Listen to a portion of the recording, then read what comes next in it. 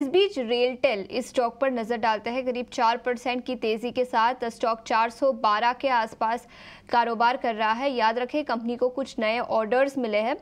करीब 150 करोड़ के नए ऑर्डर्स गुजरात गवर्नमेंट से मिले हैं। सीसीटीवी वीडियो सर्वेलेंस सिस्टम के इंस्टॉलेशन और मेंटेनेंस के लिए ये ऑर्डर विन है, जिसके चलते 3.5 से 4% की तेजी यहां पर दिखी है। लक्ष्मीकांत जी, क्या राय रहेगी रेलटेल पर, और इसके अलावा कोई और stock railway and ancillary sector से जहां पर फ्रेश पोजीशंस लिए जा सकते हैं? रेलटेल का स्ट्रक्चर काफी अच्छा लग रहा है, क्योंकि ये एक मॉर्निंग स्टार कैंडलस्टिक पैटर्न बनाता हुआ नजर आ रहा है। तो मुझे लगता है कि शॉर्ट टर्म पुल बैक आता हुआ दिखाई दे रहा है टुवर्ड द लेवल्स ऑफ 428 430। तो वहां पर थोड़ा सा नजर बना के रखने की जरूरत रहेगी, क्योंकि वहां पर 200 डीएमए भी है।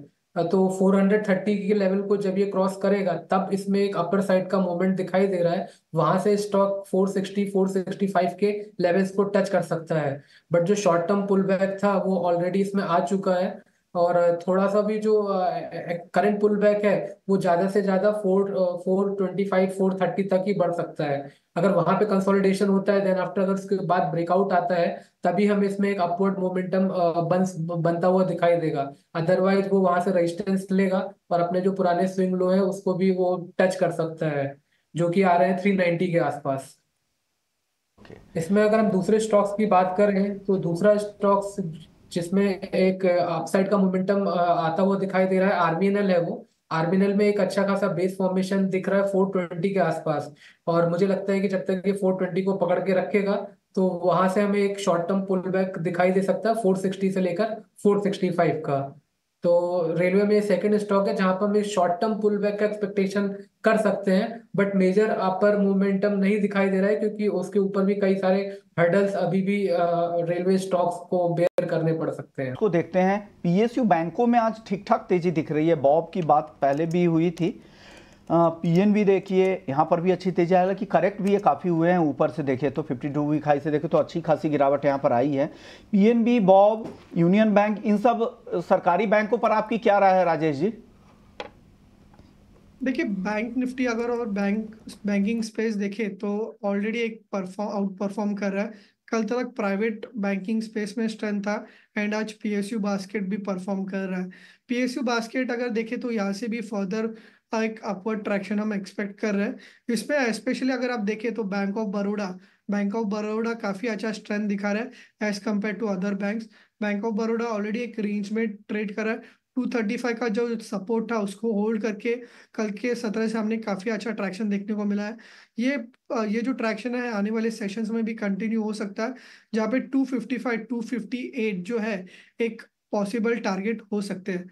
दूसरा जो स्टॉक हमें अच्छा लग रहा है वो है स्टेट बैंक। स्टेट बैंक अभी अगर आप चार्ट देखें तो ओवरऑल एक रेंज में ही ट्रेड कर रहा है एंड रिसेंटली जो मार्केट में करेक्ट हुआ था तो उसमें स्टेट बैंक ने मेजर कोई डाउनफॉल में पार्टिसिपेशन किया नहीं है।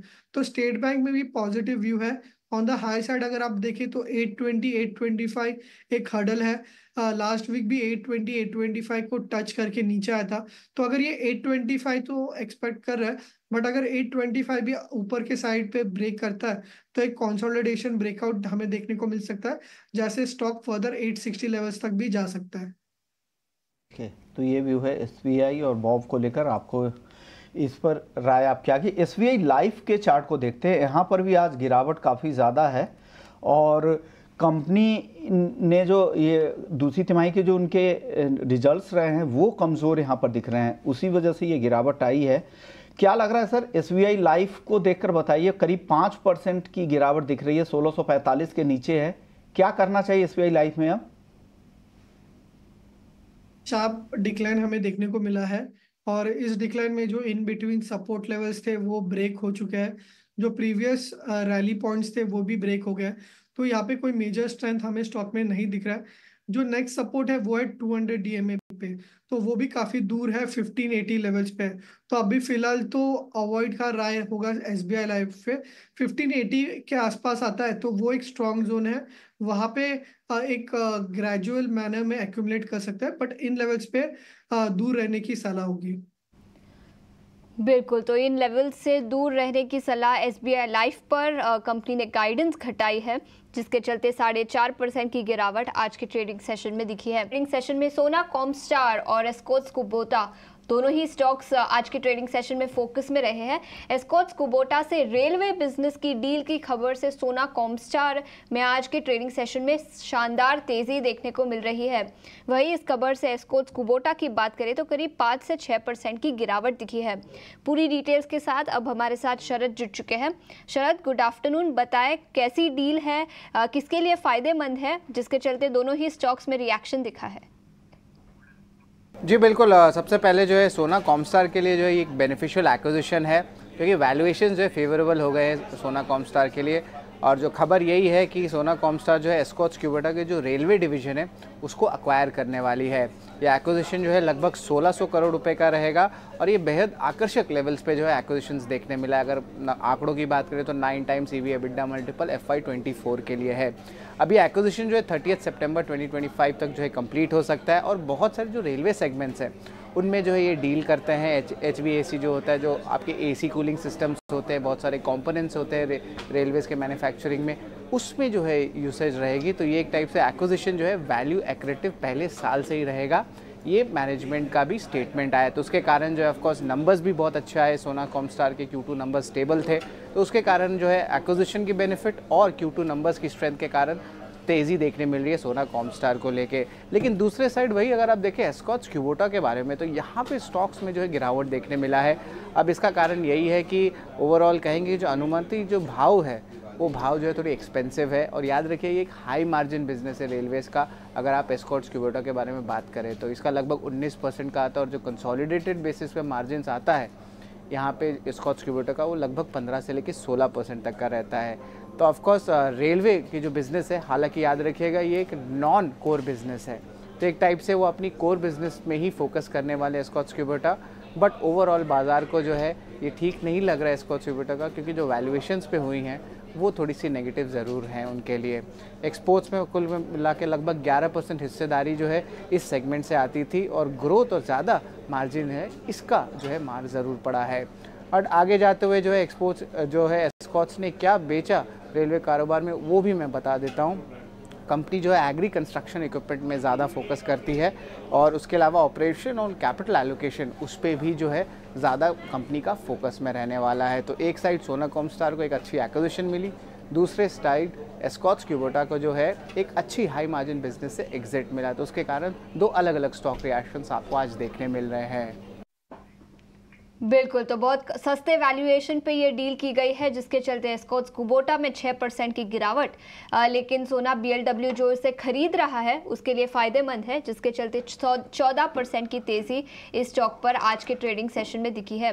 राजेश, टेक्निकल्स पर देखें तो दोनों स्टॉक्स पर क्या राय रहेगी और किसी स्टॉक में खरीदारी के मौके बन सकते हैं इन लेवल्स पर?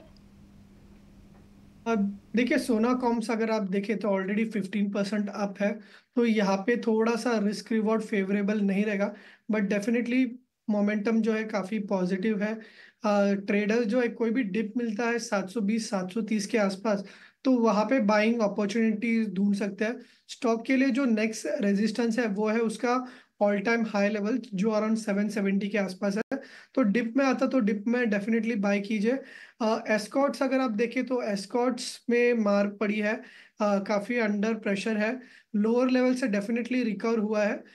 इसका जो लेवल्स आप देखोगे 3340 जो आज जहाँ पे रुक के ये बाउंस किया लोअर लेवल से, तो ये एग्जैक्टली 61.8 रिट्रेसमेंट लेवल है जहाँ से मार्च में रैली हुई थी। तो 3340 विल रिमेन एक सपोर्ट के जैसा।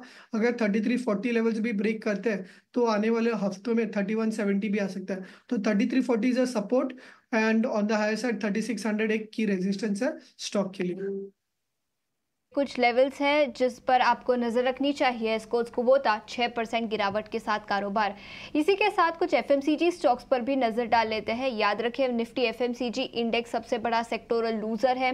HUL के नतीजे आए थे, लेकिन नतीजों के बाद जो मैनेजमेंट की कमेंट्री निकल कर आई वो काफ़ी कमज़ोर थी, जहां पर मैनेजमेंट का मानना है कि अर्बन डिमांड में स्लो डाउन दिखा है, जिसके चलते HUL स्टॉक करीब 6% की गिरावट के साथ निफ्टी FMCG इंडेक्स के टॉप लूजर्स में शामिल है। और इसी के साथ नेस्ले, गोदरेज कंज्यूमर, डाबर सभी स्टॉक्स में 3.5 से 5.5% की गिरावट दिखी है। राजेश, एफएमसीजी सेक्टर से कोई स्टॉक जहां पर आपको लगता है कि इन लेवल्स पर खरीदारी की जा सकती है? देखिए, जिस तरीके का फॉलिंग हो रहा है एफएमसीजी स्पेस में, एचयूएल हो, टाटा कंज्यूमर हो, नेस्ले हो, तो मैंने मेरे करियर में मतलब ऐसा शार्प फॉल एफएमसीजी में कभी देखा नहीं है। मे बी 2020 में क्रैक आया होगा, बट जैसा ऐसा क्रैक आया है मैंने कभी देखा नहीं है। और एक्सपेक्ट करो ये वीकनेस आगे भी जाके कंटिन्यू हो सकती है। तो फिलहाल कोई जल्दबाजी मत कीजिए बाइंग करने के लिए, एक बेस बनने दीजिए। बेस बनने के बाद कोई रिवर्सल बने तो इन स्टॉक्स पे बाय करने की रणनीति रखिए। एचयूएल अपने सपोर्ट पे पहुंच रहा है, 2200 के आसपास इसका लॉन्ग टर्म सपोर्ट है, तो वहां पे आता है तो एचयूएल कंसिडर कर सकते हैं। जो दूसरा काउंटर है आईटीसी, आईटीसी में अगर आप देखें कंपेरेबली तो उसमें इतना फॉल आया नहीं है, बट इसका अभी भी रिजल्ट बाकी है। तो आईटीसी एक वॉचफुल रहेगा। 460 455 एक क्रूशल सपोर्ट है, और एचयूएल के लिए अगर आप देखो तो 2200 का की सपोर्ट है। तो एचयूएल के लिए 2200 यहाँ पर सपोर्ट लेवल आपको दिख रहा है। चलिए आगे